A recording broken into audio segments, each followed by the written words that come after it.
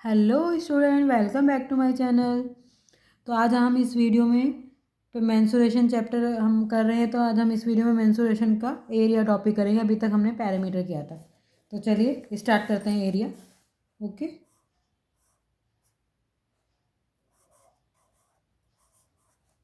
Area अभी हमने parameter किया और आई होप आप सबको अच्छे से समझ आ गया होगा पैरामीटर का। तो हम एरिया डिस्कस करते हैं। एरिया क्या होता है? कई बार बच्चे भी खेल खेल में कहते हैं ना, यहाँ पे मत आना, ये मेरा एरिया है। तो क्या होता है एक्चुअल में area? We have discussed about parameter. अभी हम पैरामीटर के बारे में डिस्कस कर चुके हैं। Parameter means outer boundaries. Okay, of close figure. Parameter के बारे में हमने जो डिस्कस किया था वो क्या था? आउटर बाउंड्रीज के बारे में, क्लोज फिगर की। ओके, अब द नेम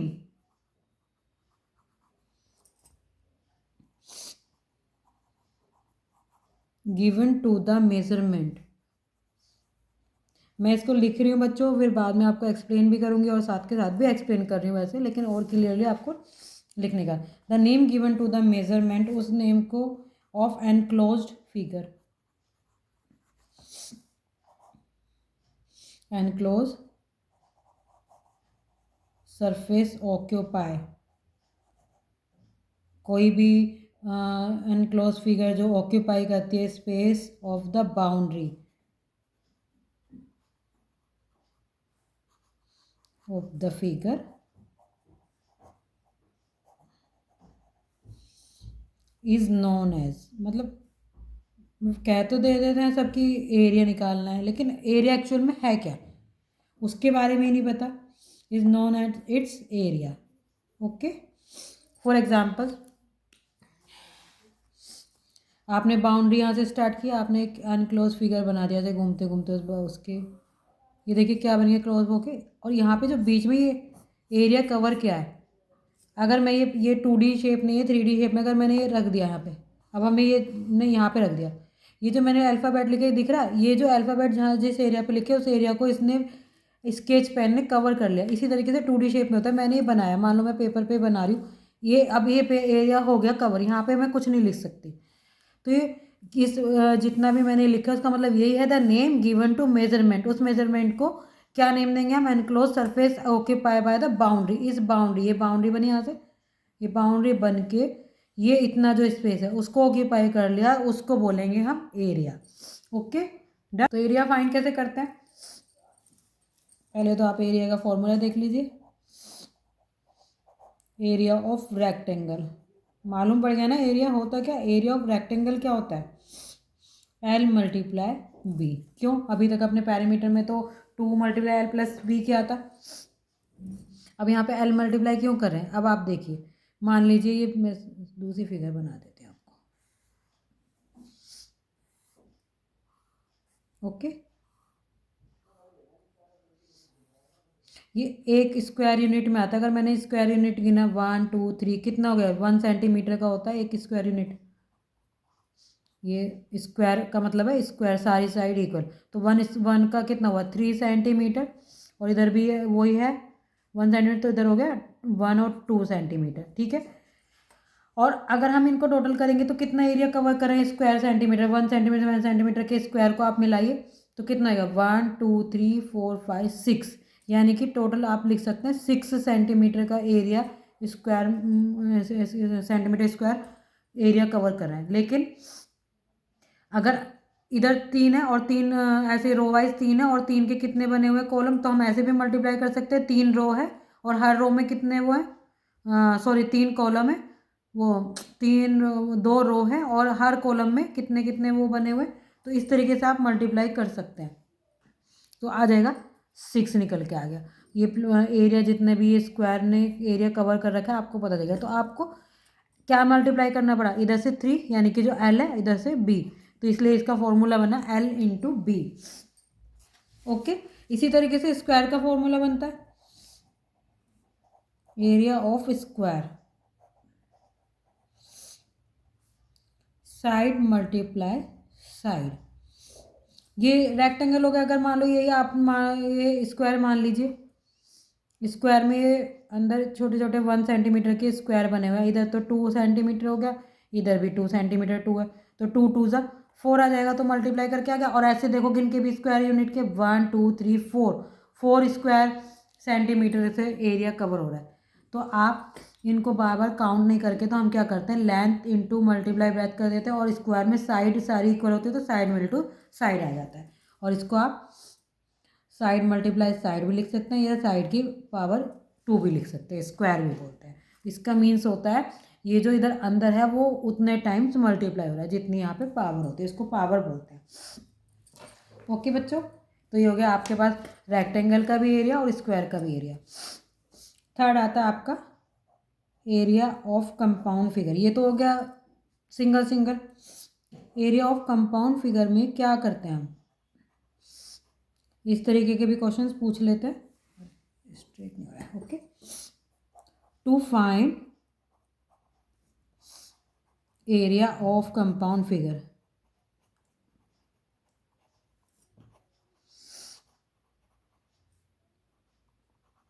वी कैन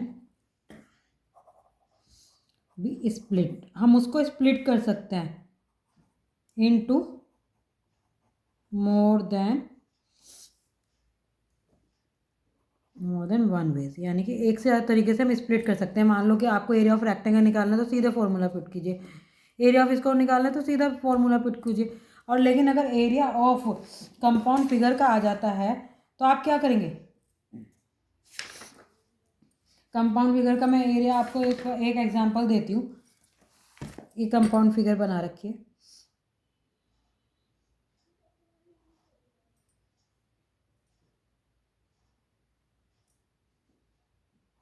इस तरीके से करके। अब इसका कैसे निकालेंगे, ये रेक्टेंगल नहीं है ना स्क्वायर है, तो आप इसका ऐसे, अगर इस तरीके का आपको एग्जाम में आ जाता है तो आप इसको स्प्लिट कर सकते हैं किसी भी तरीके से। अब मैंने ऐसे स्प्लिट करके 2 रेक्टेंगल बना लिए और इनकी कुछ मेजरमेंट दे रखी है, जैसे 4 हो गया, 2 हो गया, इधर इधर पूरे का निकाल के 5 हो गया। तो इस तरीके से आप इजीली निकाल सकते हैं। ओके, तो कंपाउंड फिगर इस तरीके से होती है, और आगे एग्जाम्पल हम करेंगे तो आपको और क्लियरली समझ आ जाएगा।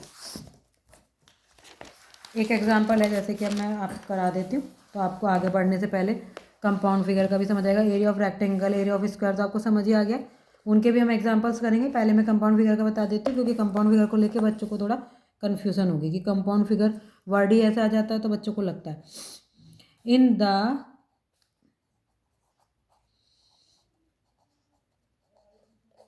एडजॉइनिंग फिगर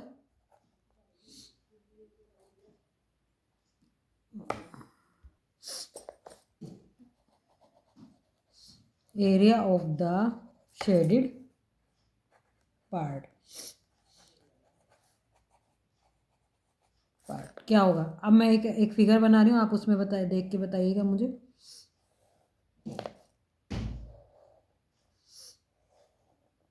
ठीक है, बट ये सिंपल नहीं है, इसको इस तरीके से बना दिया है। यहाँ पे इसका है 10 सेंटीमीटर्स और इधर इसकी लेंथ है 12 सेंटीमीटर्स। और ये जो बीच में जो बना रखा है गैप, इसको आप रास्ता कह सकते हैं, कुछ भी कह सकते हैं। ये 1 सेंटीमीटर इधर है इस तरीके से, और ऐसे ही 1 सेंटीमीटर इधर है। ओके, और इसमें ये शेडेड हो रहा है। तो आपको इस शेडेड रीजन का, ओनली शेडेड का, पूरे का नहीं, ये जो कवर करा है पूरा नहीं, ओनली शेडेड रीजन का आपको निकालना है एरिया। तो हम एक बात मुझे बताइए बच्चों, अगर मैं ये पूरा आउटर रेक्टेंगल का निकाल देती हूँ और उसमें से जो इनर को ये माइनस कर देती हूँ ये निकाल के, तो ये हमें बीच में पट्टी मिल जाएगी। आप पेपर का ही बना के देखिए, अगर आपने ये बनाया पूरा पहले एक रेक्टेंगल, उसके अंदर आपने ऐसे कट लगा दिया, इतना पेपर में बना दिया, तो ये सिर्फ ये पट्टी पट्टी आपकी बच जाएगी। तो वही इस क्वेश्चन में कॉन्सेप्ट है। तो मैं आपको करके दिखाती हूँ क्वेश्चन जल्दी से। Length of the outer rectangle, अगर आउटर रेक्टेंगल की बात की जाए तो हमारी लेंथ देखिए 10 सेंटीमीटर है। ओके, और breadth of the outer rectangle की भी बात की जाए तो 12 सेंटीमीटर है।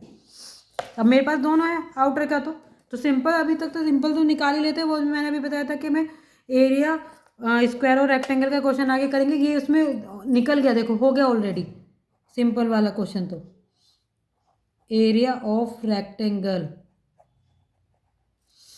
क्या होता है बच्चों, बताइए फॉर्मूला, L मल्टीप्लाई बी। और हमारे पास दोनों गिवन है 10 सेंटीमीटर मल्टीप्लाई 2 सेंटीमीटर्स। ओके, तो 10 और 12 की, सॉरी 12 है, 12 के कितना होएगा 120 सेंटीमीटर स्क्वायर में एरिया आता है। और इस पर इसको भी क्यों आता है हर कोई नहीं बताता, बस ये बताता है कि एरिया स्क्वायर सेंटीमीटर में आता है। क्यों आता है, क्योंकि सेंटीमीटर सेंटीमीटर भी तो मल्टीप्लाई करेंगे, और ये कितनी बार मल्टीप्लाई कर रहे हैं वो हमने यहाँ पे लिख दिया। अभी हमने पिछली बार स्क्वायर के फॉर्मूले में बताया था कि ऊपर का मीन्स होता है वो जो जिसकी भी पावर होती है वो उतने टाइम मल्टीप्लाई करता है। ठीक है, अब मैं आगे करती हूँ लेंथ ऑफ इनर। अब मैं इसकी बात कर रही हूँ, length of the inner rectangle कितनी है। अब हम ये तो गिवन नहीं है, ये तो बाहर का दिया होता ये था, लेकिन ये देखिए बाहर के इसमें से इधर ये 1 सेंटीमीटर इधर कट रहा है, 1 सेंटीमीटर इधर, रास्ता तो कट रहा है ना इधर का, तो क्या हो जाएगा ये 12 में से 1 सेंटीमीटर से 1 सेंटीमीटर दोनों साइड से देखिए 12 में से 1 सेंटीमीटर ये इधर दूरी ये कट रही है इतनी, ये तुम यहाँ से काट दोगे तो तुम्हारा इतने यहाँ तक का आ गया, ये आ गया ना इतना यहाँ से लेके। लेकिन हमें इधर से भी काटना है तो 1 सेंटीमीटर से काट देंगे तो हमारी लेंथ, नई लेंथ क्या बन के आएगी 12 सेंटीमीटर माइनस 2 सेंटीमीटर। 2 सेंटीमीटर क्यों कर रहा है, दोनों साइड से 1 1 हो गया तो 10 सेंटीमीटर आ गई नई लाइन। अब आ जाइए ब्रेथ पे, ब्रेथ ऑफ इनर